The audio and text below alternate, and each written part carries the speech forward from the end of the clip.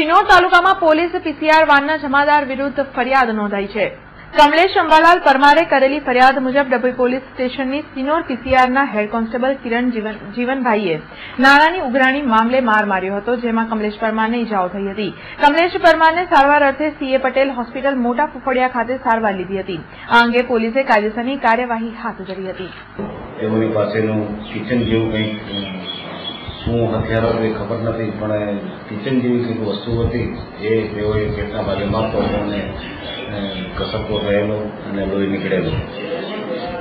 આ બાબતે તેઓ ફફડિયા હોસ્પિટલમાં દાખલ થયેલા સારવાર હેઠળ, તો તેઓની તબિયત સારી છે। તેઓની ફરિયાદ પીસીઆર ઇન્ચાર્જ વિરુદ્ધમાં લેવામાં આવેલી છે। આગળની તપાસ ચાલુ છે। પૈસા સાવ શું બાબતના હતા શું નહીં એ આ બાબત ફરિયાદી કંઈ જાણતા નથી। શાના પૈસા હતા, શું હતું, શાના પૈસા લેવાના હતા એ બાબતે ફરિયાદી કોઈ ખુલાસો કરી શકેલ નથી। આ બાબતે કોઈને અટક કરેલા ના, કોઈ નથી।